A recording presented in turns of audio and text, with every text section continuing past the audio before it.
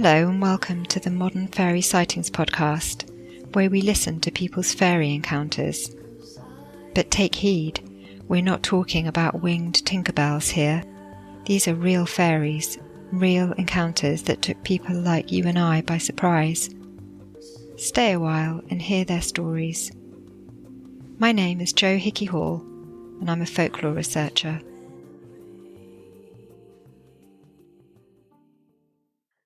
Hello everybody, I'm Jo Hickey Hall and welcome to the Modern Fairy Sightings Podcast. And today I have with me a wonderful guest, Danu Forrest, wise woman, author and teacher. And so your books have inspired so many of us, and I'm going to run just through a few of them now.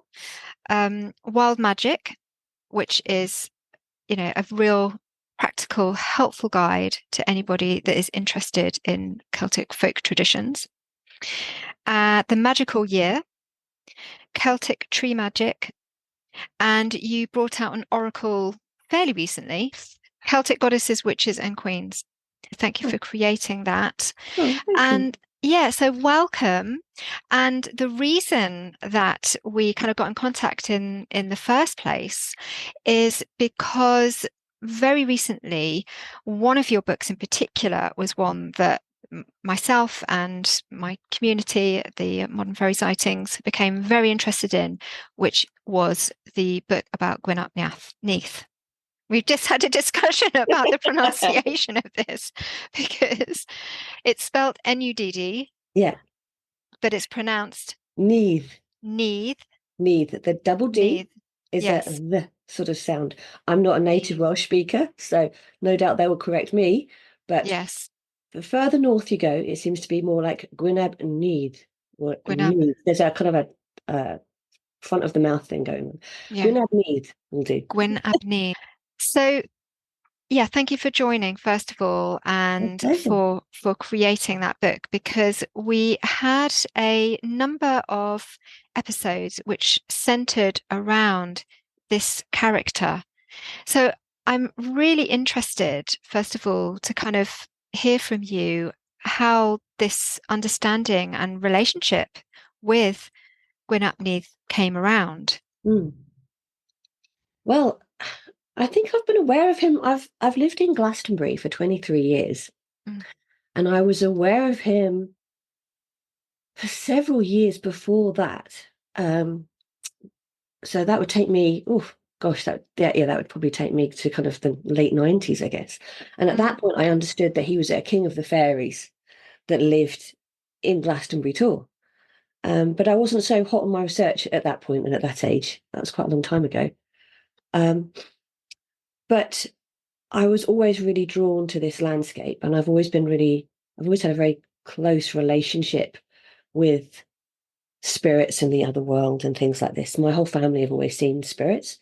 So I felt like I had a connection with him, even as a very young woman, actually. It took a while for me to kind of name who it was that I was connecting with.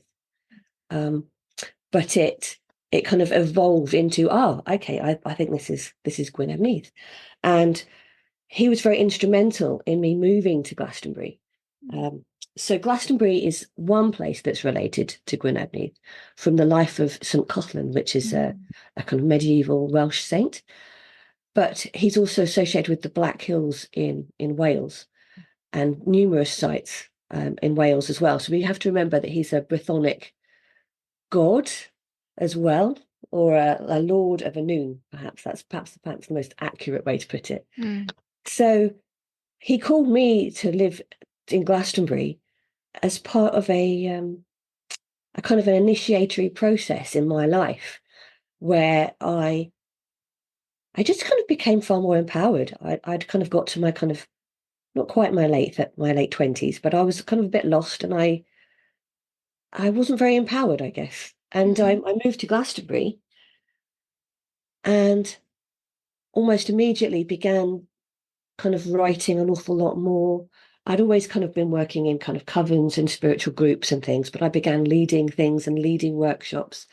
And within a year, I'd been invited to teach a fairy workshop at the Green Gathering Festival. Oh, And wow. it's the first like public, rather than like a little group, a little kind of group of people getting together to celebrate the Wheel of the Year or something. This was have a ticket, come and teach about fairies and Celtic fairy tradition.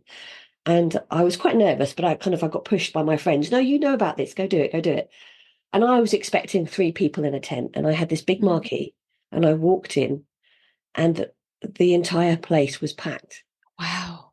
And I was terrified. And I took a breath, and I had to get. I hadn't planned where I was going to sit or anything, and it was this big circular kind of space.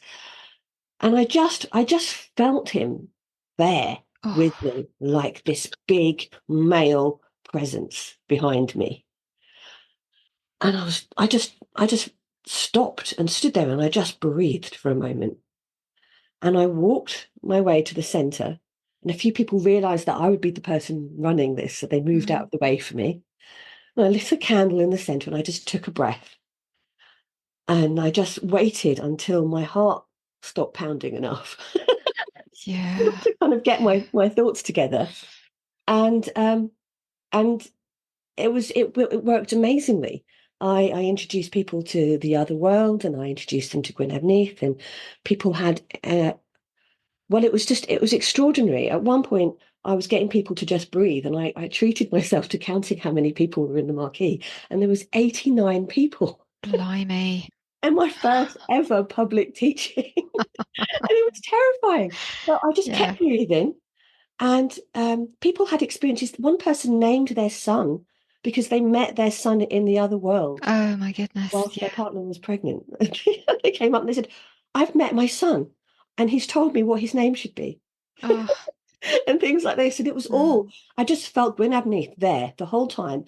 Every time I was getting anxious or being unsure what to say, I just felt this steady presence, and I just took a breath. And afterwards, people said, You've never done any teaching before. You were so powerful. It was so graceful. You walked in like, and I wasn't walking in like a priestess at all. I was just dealing with my panic. Yeah. Yeah. So, but basically, he turned me from this kind of rather scatty, sort of fairy, hippie young woman into somebody that owned the space, Yeah. knew my shadow, and began to understand how to hold my power and hold my knowledge and use it in a way that was more focused. So I owe him a huge amount. I owe him a Mm. huge amount. And I've been in a kind of relationship with him as one of my patron deities Yes. ever since. Ever since. And he teaches an awful lot about knowing yourself, really knowing yourself, knowing your shadow, all of that Mm. kind of thing. But as a way to become stronger, become more whole. I don't know if many people know much about him in the Welsh traditions, but he's very much he's described as a Lord of Annwn, which is the Welsh otherworld, the deep Yes. place. And in the Welsh traditions, when you enter Annwn, you have initiatory experiences Hmm. that hopefully you come through and have some inner treasure from. And I just feel like I owe him a great deal of gratitude because I feel like he's done that for me repeatedly over the years. And it's not always been easy, but he's helped me transform in ways that I wouldn't have believed were possible when I look back at my sort of 26-year-old self at all. Yeah, I think this is the kind of thing that is missing from a lot of people's lives these days, and these kind of traditions where you Mm, can interconnect with these beings from any, no matter what kind of faith, religion you absolutely. have, it really, that's kind of almost, not the important part, but the important part is that you feel a resonation Mm. and a connection with a being that can then, or a deity, I should say, a god or I goddess, don't know lord or what you'd call lady. them. You could call Well, them this it. is Deity, it. but I mean, I've spent quite a long time debating whether or not that would even be the right word. It's So, kind of like it's a representation, maybe, of mm, something that I've been listening to over the last couple of days, which has really moved me, and I'm really keen to share this with you. And I feel it fits into all of this. If we look at Gwyn ap Nudd as we could sort of see him as, say, like a Hades character, in the underworld, and you have different representations of that kind of being or deity or god or goddess or lord or lady, as I say, in all types of religions, faiths, and practices. But something that I was listening to, which was an interview between Patrick Harper, author of Demonic Reality, and Bernardo Kastrup. And in the course of that conversation, and it was through something that the actual host himself introduced, was this idea of, apparently it's from a Nordic tradition, although they couldn't actually pin it down in the interview, so I'm still looking into this, that there's a sense that throughout our lives we have these initiations, as you say. Now, some of that is kind of spiritual initiation, where I think it's something that calls you, it can call you at different times in your lives, but it's where you then go on some kind of spiritual journey and you understand the world in a different way, and you connect with the kind of higher aspects, and you seek within, but it's in a kind of, it's kind of on a more sort of higher vibrational plane, if you want to use those sorts of words. And then you have what's called this at some point as well, and these could take place either way around, the soul journey, which is where you go in to the depths. And this, now, our our understanding of religious belief in today's society, and going back to religious reformations and religion kind of way back, really, when religious movements started to introduce this sense of good and evil, then they're actually cutting off the soul part, the part that is represented by Gwyn, the part that is represented by Hades. But it is those parts, those initiative parts of our lives, where we go down into the depths, into the darkness, but we get something within that which is a treasure. And that is sometimes the most powerful transformational parts of it. Sets out the rest of our lives and continues to do so in many different ways. But I think it strikes me, and it's back to this idea of that we've been separated from the divine, but it's the part of the divine that has been, that we've been cut off from, which does often dwell in the shadows. And so this sense of reconnecting with figures like Gwyn at this time when we're going through a big shift in the world, I believe, as well, sort of global consciousness going through a real kind of soul searching, and you can see that.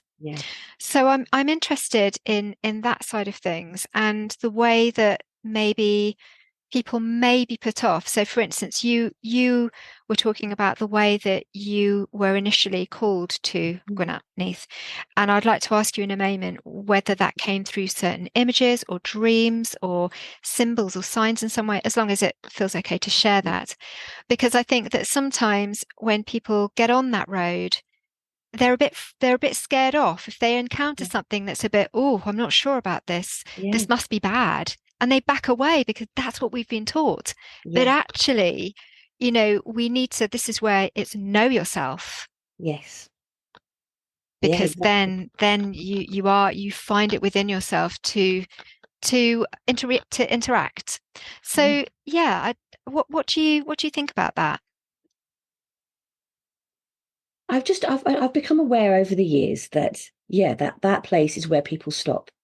It's the first challenge, and you find it with fairy either you meet a challenge and you run away, or you are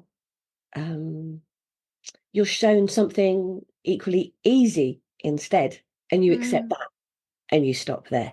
Either way, you stop there. Whereas my experiences with Gwyn and with the people that I've taught and worked with over the years, I encourage people to really feel into and unpack their experiences with him. I think with all spirits, and like this comes from kind of my my family background a little bit. I mean, they wouldn't necessarily call themselves seers or anything like that, but if you talk to them, they've all got stories. They've all got Yeah. stories about things that they've seen and things that they've known ahead of time and all sorts of stuff. And it's always been kind of rather messy and chaotic. It's not like they're not like a trained Mm. order of people or anything like that. It's purely just a kind of family knowing kind of stuff. Yeah.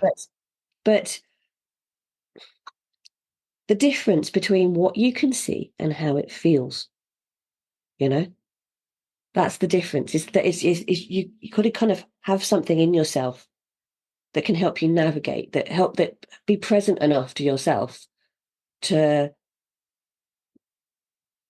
be able to feel what you're experiencing in that moment and be able to trust yourself a little bit to push Yeah. against these things, you know?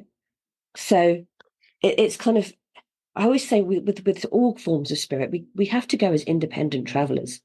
We have to encounter these things with as much knowledge as we can gain beforehand, but the ability to stand there in that encounter and feel what's going on, not just be led by the imagery that something presents to us or Mm. something like that, you know, have Yeah. something deeper that we're bringing to unpack. And maybe we step away, but then maybe later on we step forward again, you know. Mm. My encounters with Gwyn Abneath have been all sorts. Sometimes I've had little flashes of vision. Uh, Sometimes I've encountered him in ritual spaces and in kind of, hedge riding, spirit walking kind of practices. Mm.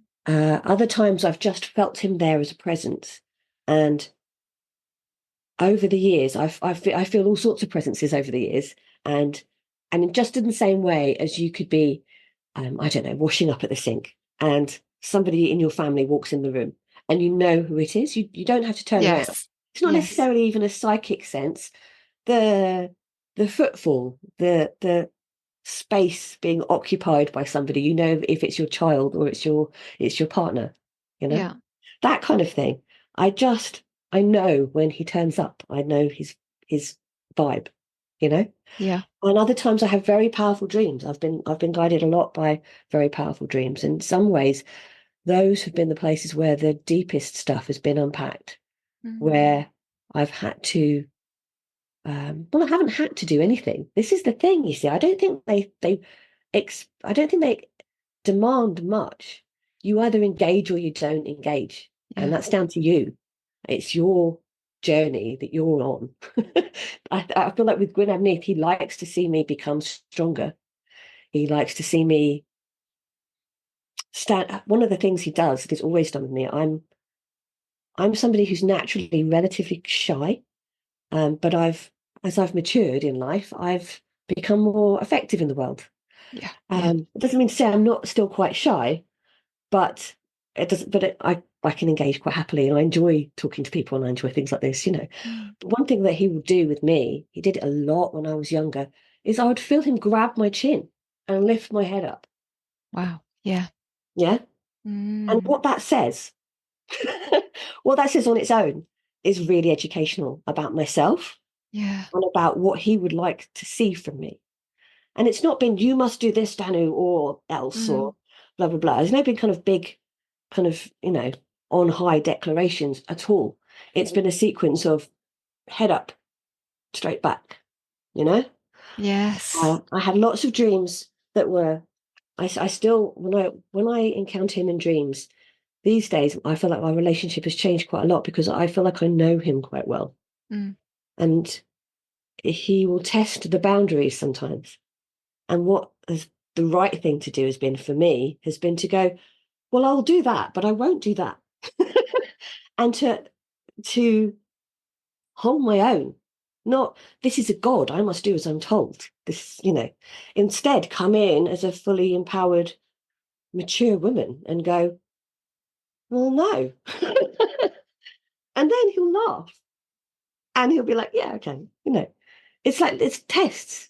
It's Yes. and tests can be quite irritating actually. And it's all right to go, that's irritating. Or I don't want to go on that wild goose chase, or, whatever. But other Mm. times it will be absolute gold. But what he's taught me is to own my own power.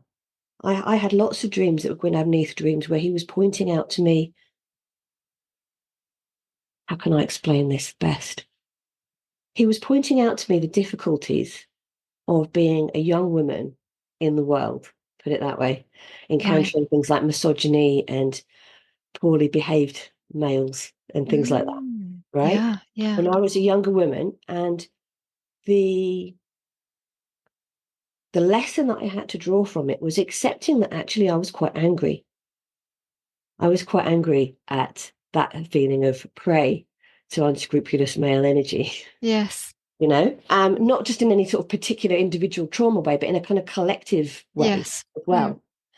And and I accessed my anger and I accessed my pushback in a way that I did not have before, actually.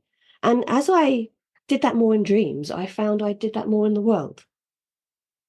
And I'm not kind of somebody I work with goddesses and things like that a lot, but I'm not somebody who's particularly focused on that issue as an individual. No, yeah. But it was exactly the first unpicking and unpacking of my dark materials, the things I needed to Yes. work through to find my power in the world, how to be myself, but also engaging with the world as it is. Yes. And that was a big lesson for me. And he was the one that taught me that by being this big male, quite intimidating presence. And I Mm. kind of felt like if I could stand up to him, then I Yeah. could deal with life. But he liked that. Yeah. It's a strange one. I'm not saying everybody else's experiences would be the same. That was my Sure. stuff that I needed to work with. And since then other things have come along. So I've always found Yes. him to be, sometimes he's warning me about my own internal stuff, and sometimes he's pointing out things about the world to me. But and sometimes he's just checking in and going, oh, you should mention fairy more, or you should write this book. I Yeah. had a when I wrote the Gwyn Abneath book, I had a Mm. dream where I was sat in a posh restaurant and he handed over a contract. And I was looking through the contract, going, well, this or that. And I woke up and was like, oh, but I was negotiating the contract. I wasn't, you shall do this for me. It was, Danu, I would like you to do this. And the back and forth. And Yeah. I think that's the thing with fairy, and that's the thing with the Celtic gods, Yes. that we're not their children. We They want us ideally to come to it from a more empowered perspective, whether they're gods or fairies or spirits or, you know, Mm. local gods, Genii, Loki, any of those things, however we define that. For me, the journey is about becoming more myself in It's that. And from definitely. that, I can be more useful. I can be of more service to the world. Yeah. I love hearing that that's how, and I have the book here, that's how this was written. Yeah. It's, yeah, it's amazing to hear this. And I think, you know, because you've got practical advice within the book, there's practical exercises for people to connect with Gwyn and with some other characters in the story and other kind of essences of this world and this universe that we're living in. And so, it takes you step by step, practical exercises, meditations, and encourages, things like dream work too, so that then we can have our own meetings and encounters. And I think that was very helpful to some people that I spoke to Oh, good. who had, yeah, myself included, who had had encounters with what is known kind of generally as the dark man. Do Yeah. you relate, Gwyn, yourself to the dark man? Do you see him an as part of this kind of archetype of the dark man, or is it something related or something different? Yes and no. Do you know what Hmm. Gwyn means? Gwyn means kind of whiteness or brightness. Yes. It means blessedness, really. Mm. Everything that's kind of Gwyn, like Guinevere, means kind of white phantom or kind of blessed lady spirit from the other world, King Arthur's wife, you know? Yes. Like Yeah. the concept of Gwyn in the Brythonic traditions is this radiance. It Yeah. implies some kind of otherworldly radiance. Or glowingness. It made me think of Glowing. the shining ones, the Exactly. she. Yeah, yeah, Exactly. Um, yeah, and it's interesting, like what we know about him from the kind of medieval literature and the life of St. Coughlin and various other bits and pieces, yeah. is that he was tasked with um, kind of guarding over the demons of Anun, Mm, right? yeah. Uh, and stopping them getting out is the Mm, kind of the Christianized version of this. right. When you think about that, so this being that is luminous in some way is tasked with being a lord over the underworld or the prisoner, the prison guard of the demons, or however you want to see it. Yes. It's interesting, the kind of dichotomy between being this luminous being, which implies something very positive, and dealing with this dark matter. Mm, Um, mm, so in vision, he's always come across as quite dark, and traditionally he's often seen either with a blackened face or sometimes with antlers, or mm, a lot of people encounter him as somebody with black hair and things like this. right. And me too, actually. Me too. He seems to choose that kind of imagery. Okay. But I feel like it's imagery that he Yeah. chooses to clothe himself in. I Hmm. think what, in my experience, what he would truly look like, I don't think is perhaps even a answerable question. I think all the images are things that he is choosing, in my view. Um, Yes. That will differ. Yeah, exactly. And it communicates something that he wants to communicate, or this being wants to communicate. But the idea that of Gwyn being this radiant being, to me, suggests that he guides you through this darkness, you know? Mm. Yeah, and your own darkness. Yeah, Yeah, your own dark. exactly. Because So then that kind of Jungian archetype of the kind of dark man dreams and things like that, mm, that the women can encounter, are sort of things that help us process again on a psychological matter, on a yes. psychological sort of level. Again, that unpacks something for us too, doesn't it? So Mm. the dark man is a very archetypal figure. Yeah, I would think that he probably is quite related to that. Yeah. it seems both with Gwyn and with what's known as the Dark Man. I should mention Yeah. here that Dara Mason of the Spirit Box is bringing out a book called Song of the Dark Man soon. I think it's in September, so I'm looking forward to that.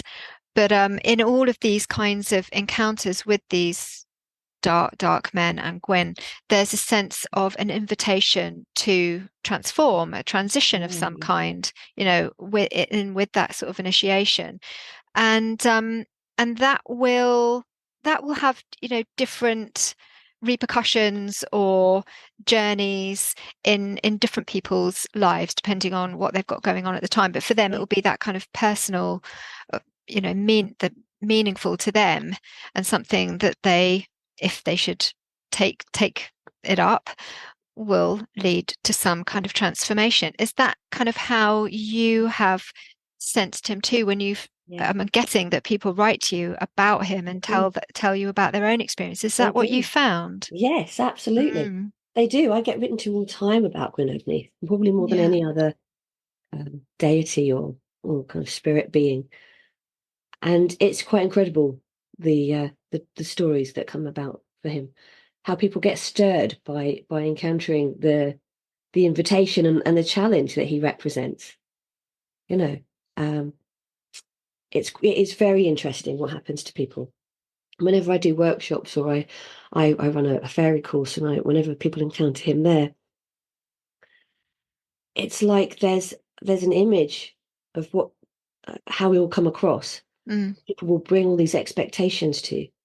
And then once they engage with it, other yeah. stuff starts to happen. And it's like well, it is, it's an initiatory experience. It is encouraging us to go into something deeper, and a deeper understanding of ourselves and a deeper understanding of the universe, I think, Mm, yeah. in encountering that. But I see him very much as a threshold Yeah. guardian.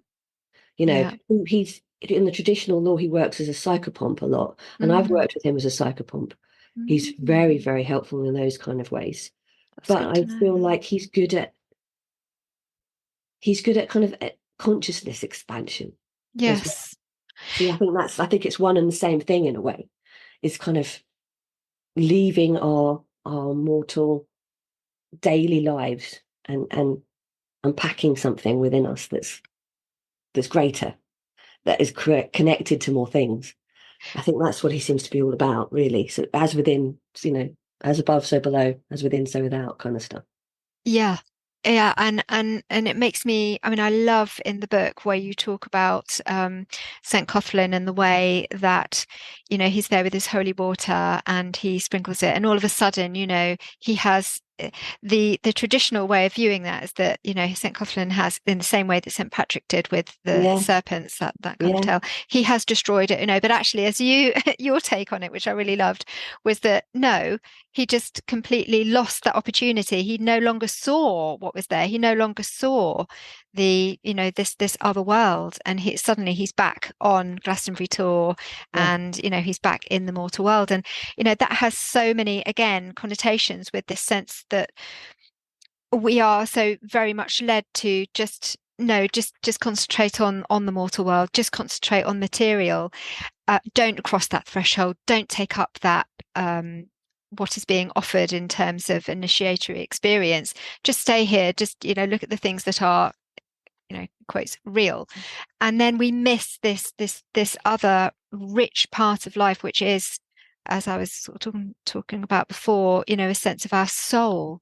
And if we look yeah, at the way that the world is now, it's so clear that that is exactly what we have lost. We've lost our way. We've lost our soul, and in kind of shooting for everything that is in the light and everything that can be seen and everything that can be, um, a sort of logical expression of things, we have then lost what is actually fundamental, yeah, which doesn't often immediately make sense, but we have to kind of it's a bit harder to make sense of that. yeah, So I feel like that story about that St. Coughlin was yeah, a great indication yeah, of that kind of relationship we have yeah, with the dark soul. And yeah, with Glastonbury itself, so you mentioned before that you've been living there for a long time, mm, and I'm in Bristol, so I get, yeah, I'm very lucky. I get the chance to go down, not as much as I would like to actually, but I get the chance to go down to Glastonbury and be around there, and it's a very powerful place. But it seems to be of late that people have had these experiences in and around Glastonbury Tor, featuring a figure that could well be Gwyn underneath. yeah, So, what do you make of that? What do you think it is about Glastonbury that makes this a place where he seems to dwell?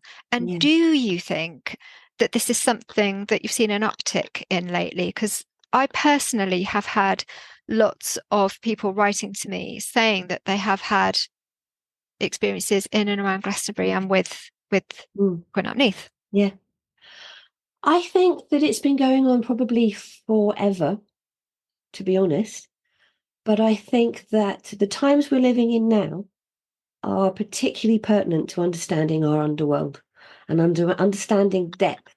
Like you Yeah. say about the kind of the soul, our lives Mm. lack a lot of depth at this point. Our Mm. connection with the land and with each other, there's a lack of depth going on. And that's Anun means the deep place. The Welsh Mm. underworld means the Brythonic underworld means the deep place. Yeah.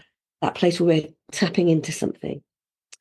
Um, I feel like because I had a long-term relationship with the White Spring in Glastonbury as well. When it first opened, um, it was intended to be a place for multiple religious paths and spiritual paths, all having little shrines in there.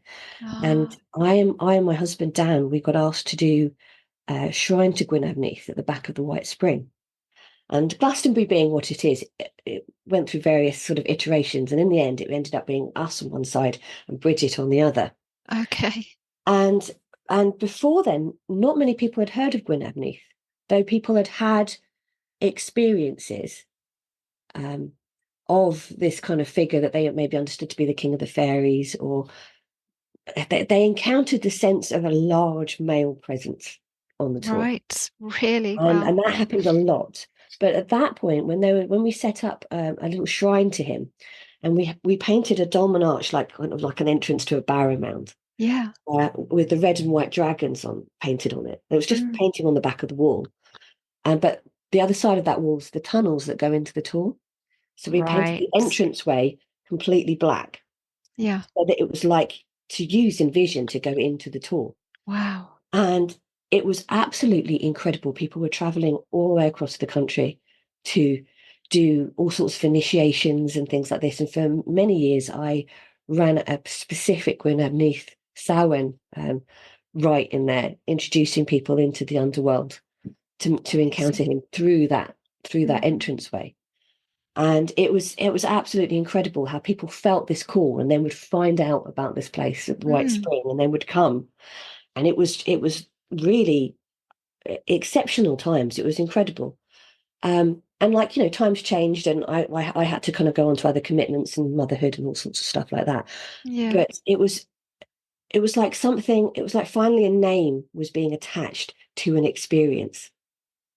And so in my understanding of it with Gwyn Neath, his I don't know if the word popularity is true, but people have started to place a name onto their experiences that were on the tour already for a long time.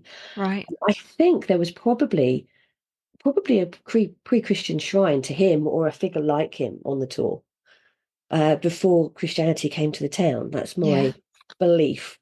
There's signs of a Roman shrine up there, Really? and Roman, yeah, archaeologically, that's a fact. Hmm. The remains of one, and nobody quite knows who that was to. If Okay. there was a Roman era shrine, there was probably that it could have been a Romano-Celtic shrine Hmm. to, if not Gwyn, perhaps a similar figure. I don't know. Yeah. At this point, it's conjecture, but I feel like it's always had Mm. that role to play. Yes. Um, Yeah. and the last few years, of course, I think we can't underestimate the effects of the pandemic and Mm. the stressful years people have been under Hmm. Hmm. uh, Yeah. to give rise to their need to deal with their dark materials, to go through their Mm. underworld initiations, to find depth again, and to resolve all the stuff that's bubbling up Mm. of various kinds. Sure. So I feel Yeah. like we're in a particularly pertinent era for the need for what he does. So I feel like perhaps it has been a gradual building over some time. I don't feel like I've been alive long enough. No. One thing I know is that uh, we're pinning the tail on the donkey here Mm. with this kind of subject. But it seems to me that actually it's been a kind of a gradual uptick over a long time. But a figure that people regularly encountered on the tour, in the 90s and the 80s and the 70s, and probably all the way back. I mean, it was written about. Well, the date has gone from my mind right now, but the Okay. manuscript Cothlin is a very old manuscript, and it was obviously Yeah. going on then. Yeah. Yeah. I think it's So 12th or yeah, 13th yeah, century, wasn't something it? like that, Yeah. isn't it? Yeah, Yeah. I should have the book in front of me. The date has gone, but I can tell. but But yeah, essentially a yeah. long time. And I think Glastonbury is particularly pertinent like that Yeah. because I describe it as a psychotropic landscape. I don't think it's the only place where Mm. you can encounter Gwyn Neath or the other world or a noon or any of these concepts. I think there's plenty of them around the world. Avalon is another one, of course, for Glastonbury, the kind of the idea of Avalon. Avalon can be accessed in many ways and in many places. There are places on the earth where you can it's easier, and somehow the landscape supports For sure. you accessing this stuff, but you Sure. can access it anywhere. But Glastonbury seems to be one of those particular places. The Irish side of my family, they all come from the Boyne Valley and just Oh, opposite amazing. now for Newgrange, literally just on Yeah. the other side of the river. And that's another place where strange things happen. You know, Yeah. Gosh, people what a encounter something stirring, or they see a figure or a light they can't explain, or it's another window zone, perhaps, I think, to use kind of modern oh, balance for these things. You know, definitely. And it makes me, no wonder this is in your blood because you cannot be, in and around these landscapes and part of these landscapes and not have a sense of it. I think you'd have mm, to, so yeah, that in itself is quite exciting to yeah, hear, I think. Of course, the tour itself being a hill and, there is this idea a long held idea that fairies live within these Yeah, places, and yeah, so that yeah. And of if course, there is it's a shrine hollow. there, It is a yes, hollow hill. it's a hollow hill. And I really want to know about the tunnels, because I mean I've heard about these tunnels, and is there still is there firstly, is there access to get into these tunnels anymore? And Mhm. secondly, um, you know, if not, why not then? But what is in there? Because surely there's got to be some secrets in there. Well, I would love to. I would absolutely love to go in those tunnels, but I think they are Yeah. okay. Here's my understanding of this, and I Okay. will welcome anyone any further information. Yeah. It's like gold dust living here for actual real knowledge of these tunnels. There are a few Yeah. people that are really, really particularly into it. Hmm. Um, but my husband's family have lived here for generations, Really. hundreds of years. Yeah. So what I understand from kind of Glastonbury, word of the street in Yeah. Glastonbury, and what I understand from kind of being part of a local family, Sure. somewhere in between. And I'm not going to be perfect on this, Okay. but geologically speaking, it's an aquifer, the Tor, why Yes. it's that shape.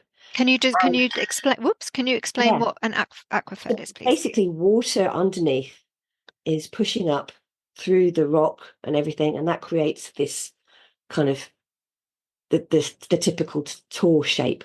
You Hmm. get numerous others around the landscape as well. So it's Mm, water coming mm. up and then filtering back off across the land underneath, Yes. right? And that, and I'm not a geologist, but that basically creates calcite, which is a crystal, very thin, fine. I think you get selenite in there as well, Oh, but really? basically a Right.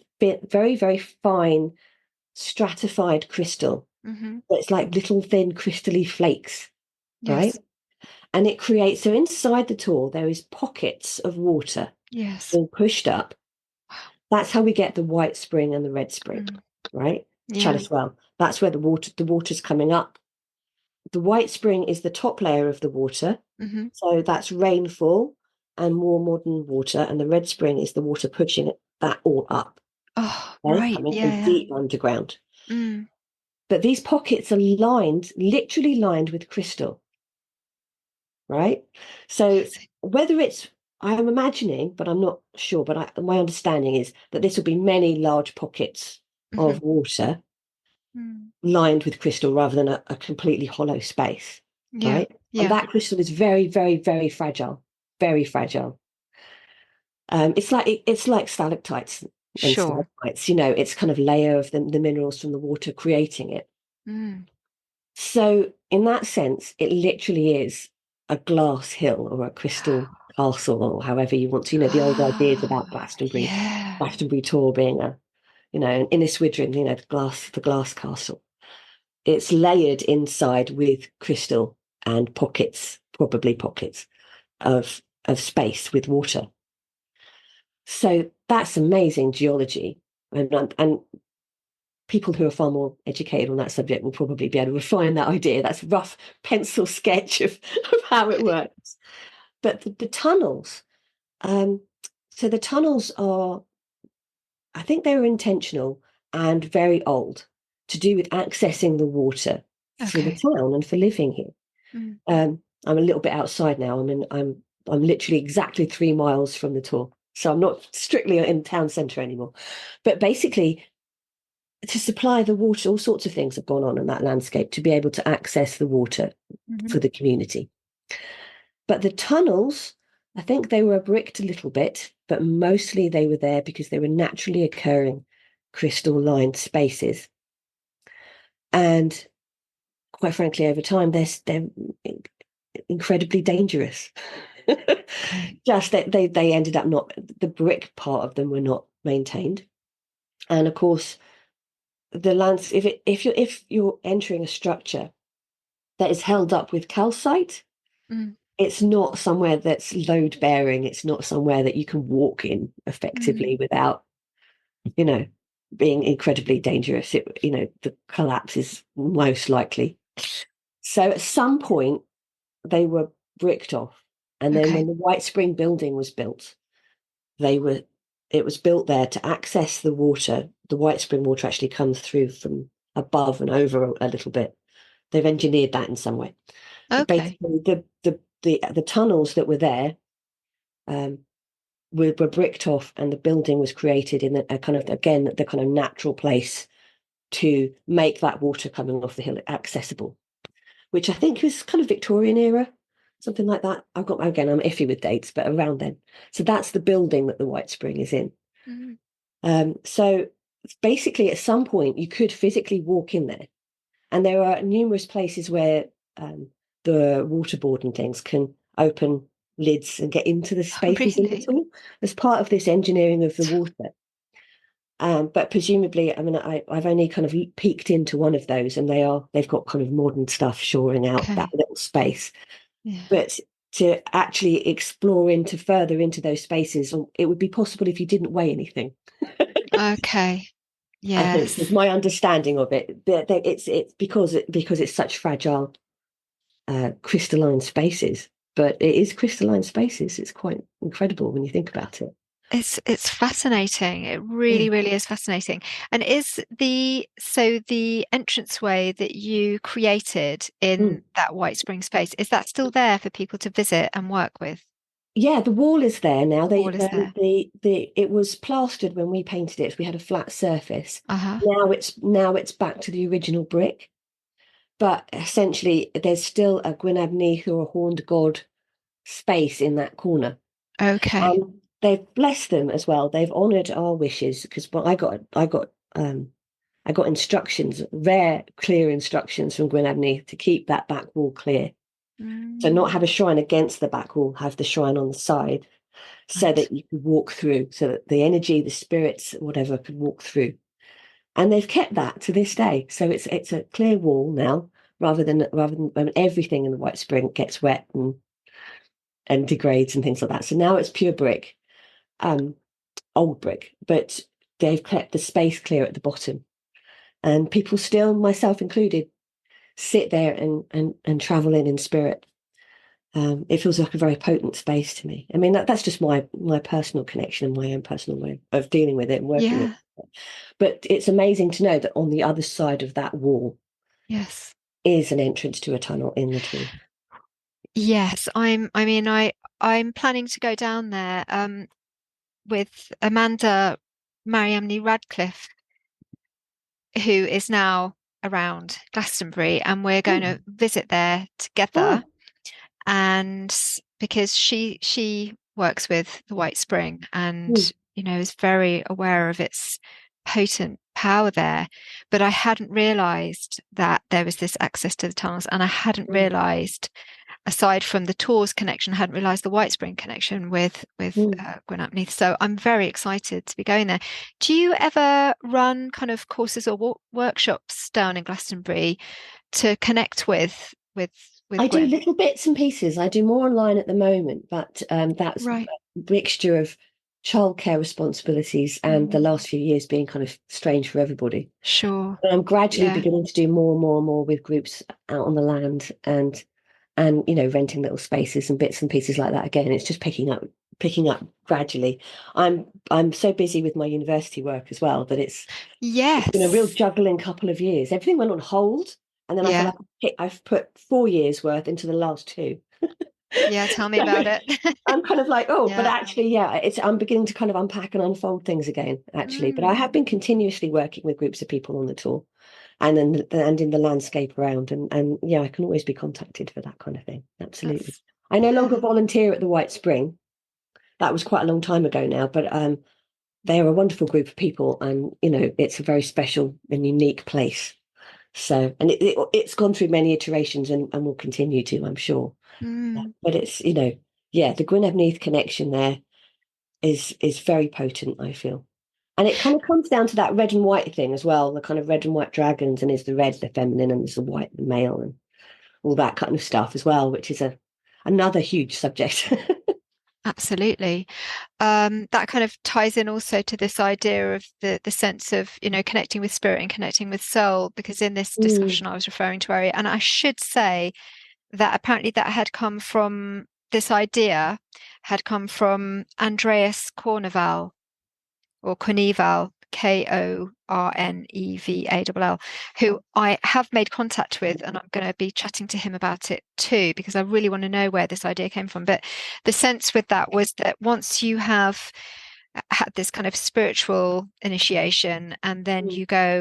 you go through the kind of soul initiation, that is when you sort of there's a sense that you emerge as the dragon. Now, the serpent energy is something that has been cropping up for Mm. me personally Mm. for about a year. And I understand from other people that it's happening for them too. And I thought, well, I've never really had a particular interest in dragons. What is it about dragons? And so this makes sense to me, because the idea, of course, is that you are in balance with all of the elements. That the dragon itself is representative of the fact that, it can walk upon the earth, it can swim, it can fly through the air, and it can breathe fire. So within the dragon, I guess it's sort of saying that Yeah. we emerge as these kind of fully completed Yeah. and connected with all of the elements. So yeah, the dragon, can you talk a little bit more about that kind of dragon energy, and what you know about that? Because I really know very little, I must Yeah. say. Yeah. Well, my angle with it all is very much the kind of Celtic tradition, kind of Celticist kind of way of reading things. I use that. I use that kind of traditional lore to kind of temper my visionary experiences and challenge them. Mm. And I kind of one challenges the other, and somewhere in that kind of alchemical mix is kind of what I like to sit with. I enjoy that process. But Yeah. to me, I understand them as kind of currents of energy on the land quite a lot, but also as currents of energy within us. Yeah. And some of the kind of dragon encounters I've had over the years have been the sense of something so much greater than my understanding. It's been really Mm. moving, Okay. Yeah. something really beyond, you know, that leaves me quite breathless to consider. But what I'm really thinking about Glastonbury and window zones and how we encounter that dragon energy. There's a place called Dinas Emrys in Wales. I don't know if you've ever been. I And haven't been, but yeah, I'm aware of it. Yeah. that's another place that has that kind of thin, sort of psychotropic landscape kind of feel, like Glastonbury does. And there's the story of Merlin and Yes. the red and white dragons underneath the hill doing battle forever. And some people would say that's the the Brythonic kind of and the Anglo-Saxons and the Welsh fighting it forever and things like that. But I don't think it's that. I think it's this ever rolling,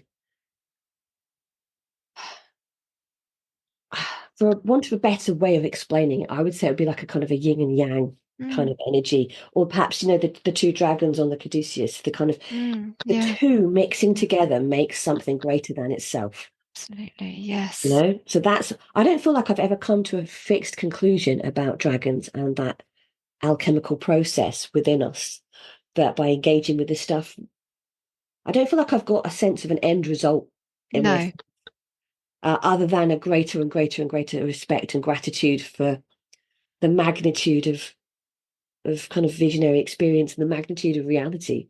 It's just expanded and expanded and expanded for me so far. I've been quite hesitant to kind of go, this is the fixed system, you do this and then you do that Yeah. and you get that. If anything, my experiences have led me to kind of every time something gets fixed to throw it out instead, Yes. for me personally. Yeah, I'm I quite found that. hesitant of kind of this is this, especially with dragons. I think it's beyond my understanding, and I'm all right with that. I've got a sense of awe instead, and I'm all right with that. That's good for me. But I feel like what I can observe in myself and in the landscape and in our mythology is this two different forces working together creates something greater than itself. Mm. And somewhere in that, I think, is the spiritual process that you're talking about, and perhaps then the spiritual process that I'm talking about. But I'm hesitant to define it more than that because I feel Mm. like as soon as you define it, you shrink it down. Well, it's very fairy, isn't it? That, Yeah, you go to grasp it, but then, it yeah, turns into something else or is no longer there. And I think that that's kind of what, that's what all of this is about, that we need to become more comfortable with that and not kind of set things in stone or decide that things are exactly one way or the other, but they are, both and, just Yes.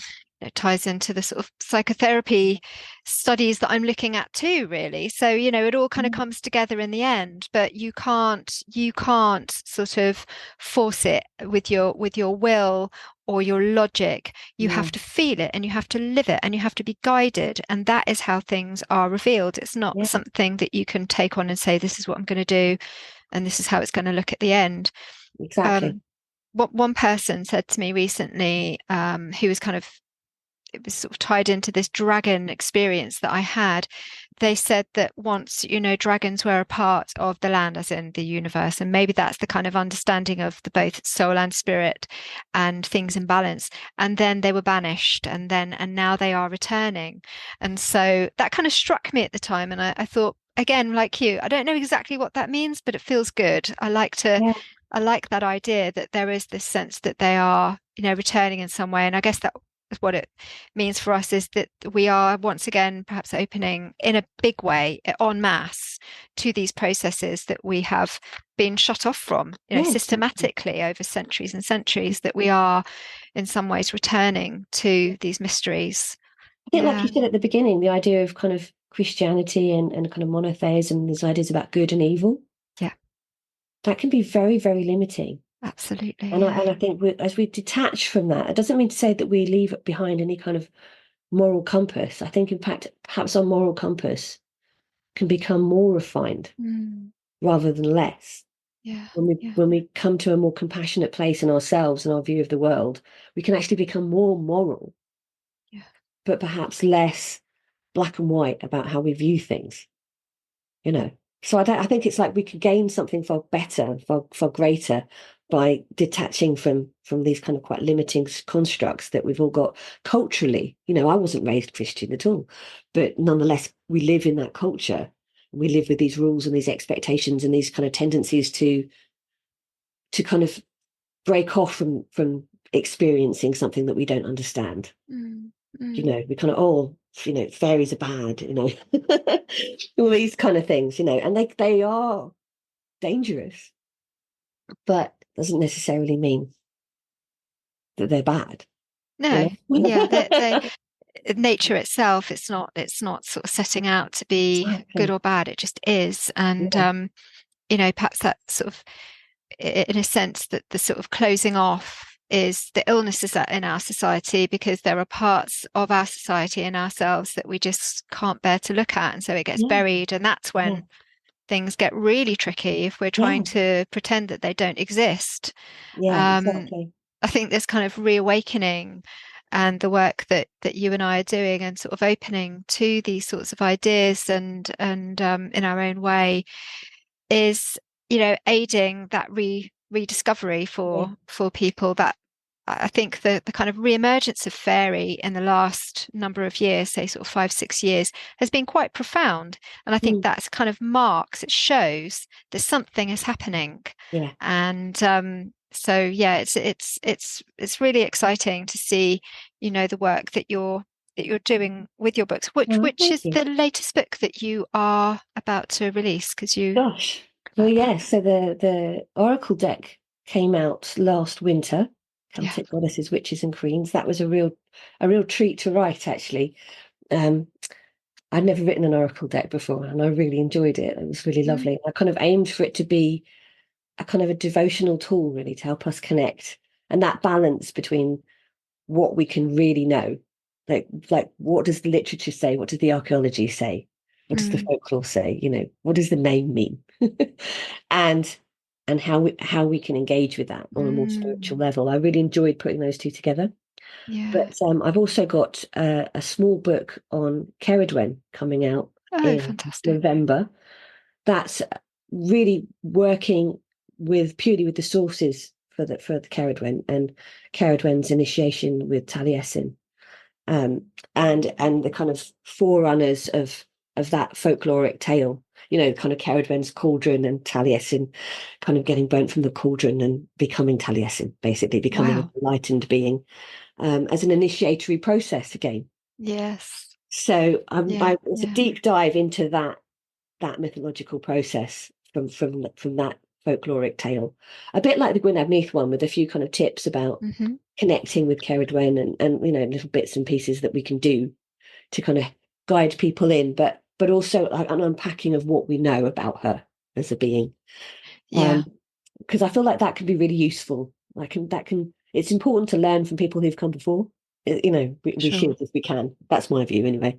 But that doesn't mean to say that we can't come from that place and continue our own explorations. So I'm quite, yeah, it's been another book about initiation, really, Mm. with writing about Cerridwen. And then my very latest one is coming out next summer, which is all about cottage folk magic, basically. Oh, wow. So Okay. cunning folk fairy faith, but Yeah. based around applying old spells and old folkloric techniques and things to living in your home and your landscape, your local.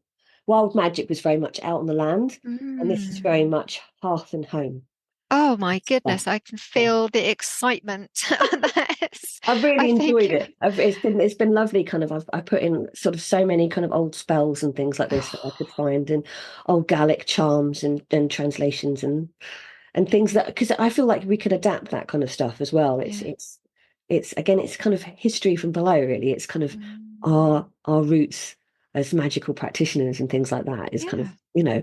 how people have always done things, is found it useful, adapted it to serve their uses, and carried on Yeah. from there. So I've had great fun writing that one. I've really been quite pleased to do that. And That must have been a journey. And this is us connecting back in with our ancestors too. yeah. This is, getting in a sense of that, at least the way that our ancestors used to live as part of the land, Mm. and, and recognizing the divinity in that too, that, Yeah. some things I was reading about in particularly in this particular guy in Cornwall, John Harris, the poet. Yes. Yeah. And I love reading about the way that, his family, particularly at one point, his grandmother, she's going through real deep trauma, and she goes out onto the land and she calls to the land, she calls to the environment that she and her ancestors have been living on. And that to her was just as important as going to church. It felt the Yeah. same, right? And at one Yeah. point, of course, going to church replaced that which you sought in the Yeah. landscape. But, Yeah. we Oh, but really, did it? yeah. Well, yeah, I mean, I'm yeah, doing my PhD exactly. on just that at the minute, and it's quite Ah, interesting. I'm in a kind of yeah. debate with my supervisors about um, church attendance and all the letters about people, complaining about parishioners not attending church, or attending church and falling asleep, Oh, great. Oh, I or attending recognize that. church and actually just getting drunk in the churchyard. Really? Yeah, Okay. because they're told by the landlords you have to attend. You know, Okay. we own your land, you owe us rents, and you must be good Christians that attend church. So they attend church drunk. And things like this. And what if you asked them, in times past, say 17th century Scotland, say, Yeah. are you a Christian? Of course I'm a Christian. You're a Christian. And then get them to unpack what that means. And they know next to nothing about Christianity at all. And often the mass or something will be in Latin, and they're not following it. They don't know Yeah. the first thing about it. But when Mm. they're in trouble, they go to the wise woman. Mm. They don't go to the priest. You know. That's So fascinating. God, that's so great that we you're, have this idea yeah. of this kind of black and white Christianity replaced the old ways. And I don't think it's that simple. But I haven't even finished that exploration. I haven't come to a fixed opinion about that. But church attendance historically has often been far lower than you realise. Oh, yeah. I I, was I quite mean, amazed at, like, wow, really? And this is when people were pressurized to go to church as opposed to now. I mean, Christianity's got its gifts as well for those people who it resonates for. mm, But it's interesting what we mean by that kind of stuff. I'd love to read this dissertation because I'm so Few years, yeah. interested. Few years, yeah. Yeah. Well, good luck with that. And with you're sort of talking about a lot of your books do introduce people to ways that they can experience landscape and connect with these beings. Do you have any kind of advice for somebody that might be feeling that connection with Gwyn and I guess the initial answer to this is going to be that you should kind of follow your own intuition, and if you are already being called, then you know it and you can follow that. But would you have any specific sort of advice or ideas for people that are interested in Gwyn and where and what they might be able to do, or what kind of landscapes they might want to seek out in Yeah. order to have this kind of initial, here I am and I want to learn more, Yeah. with Well, him? absolutely. I think there's two ways where you can navigate your interactions with fairy that work really well, in my experience. And that's full of limitations and caveats, but in my experience, one is being really present and trusting your intuition. And the other, contradictorily, is being able to question what your head is saying and what you're actually picking up. And to help that process, I use traditional law. So you can gain so much knowledge from folklore, especially because that's other people's ways of encountering these issues and how they unpack it. So I kind of tend to find that those things can balance out, because we need to get past our own inner dialogue if we're going to have a genuine dialogue with something beyond us. So there has to be something very present about what we're doing. And if we can gain the knowledge of others that have come before us, that really helps put us on a nice sturdy footing. But for places on the land, once you've done a bit of that, or at the same time as that, liminal places, really, places in the wild, ideally, but also, times of dawn and dusk and things like that. Liminal places in the day, liminal points in your life, places where you're on the edge of things. So the garden gate is another excellent place for that kind of thing. Very good, yeah. That kind of stuff, or the hearth as well. That's another traditional liminal space in the home. Yes. But also out on the landscape, there's no replacement for being out on the landscape, really. But there's an old, and I won't get this exactly right because I just speak it in my own way these days. But there's an old charm from medieval Wales about specifically addressing Gwyn when you enter the woods. Oh, yes. Yeah, and it's to the king of the fairies and his queen. Please may I enter your sacred enclosure, your sacred abode? Please may I enter your forest, or something like that. Yeah. It's in the book, actually. It is. Whenever I teach it, I Yes. write it down. But when I practice it, I don't worry about getting it exactly No. right. And I don't see why anybody else has to get it exactly right. But go to a liminal space and address him. Don't address him in your head. Speak it, From the heart. from the heart. And then it doesn't matter about getting the words right. No, You're exactly. communicating with something beyond yourself. Yeah. It's not just internal dialogue and your own inner workings that's going on here. You're encountering something beyond yourself. If I was to say, "Hi, Joe," I wouldn't just go and say it in my mind. Yeah. And also, if I came along, I wouldn't come along with too many expectations about what Joe seemed like to me. Yeah. I would look you in the eye and I'd go, "How's Joe today?" Do the same with that, with the spirits of any kind, and you'll get much further. So there's nothing better than going at dusk to the edge of the woods and addressing him and asking him, because traditionally he's the king of the forest as well, especially in Wales, and asking him, "Please may I enter these woods tonight? Please may I encounter you?" And speaking honestly and truly and as yourself, but also really being aware of getting beyond your head. So you're listening to your inner guidance, but you're also aware that you can get caught in your own head if you're not careful. So you do something to moderate that. This is the same as you would if you were meeting anybody else. It's an important thing to remember that these beings, certainly in my view, are real. Yes. They are their own intelligences. They're not just there in service of us. And we gain so much more when we become more aware of things beyond ourselves. That's really enriching in my view. So I would just anywhere liminal and really speak to them, but especially Gwyn. And that takes a bit of courage, but that courage is always repaid. That's respected and valued. That's my view anyway.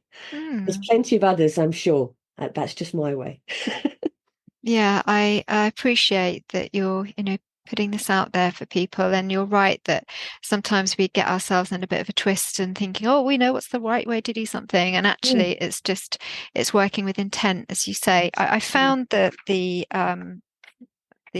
call to the King of the Spirits and his Thank Queen, you. Gwyn, you who are yonder in the forest, for the love of your mate, permit me to enter your dwelling. That's it. Thank you very much. Beautiful. Yeah, Yeah. and it's a really fantastic book, and I would highly recommend people if they want to kind of learn more about Gwyn.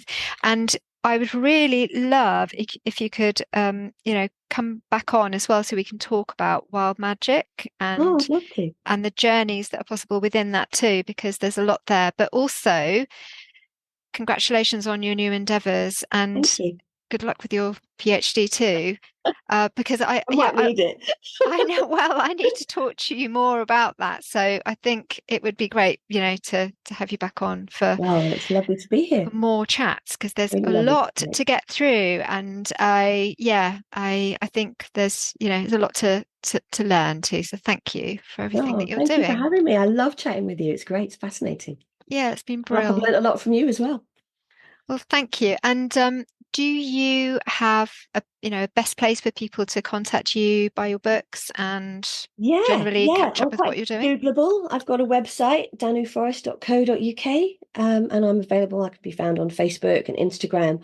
I have not yet ventured into the world of TikTok, No, but I nor can me. be found quite straightforwardly out in the world. So, yeah, and I welcome anyone getting in touch. It's always lovely to hear people's experiences, especially about Excellent. Gwyn Abneath. I feel like that's a real sacred duty of mine is to I'm sure I'm one of many, many, many, but to I don't even know represent in the world, but to remind people that he's out there and of these Yeah.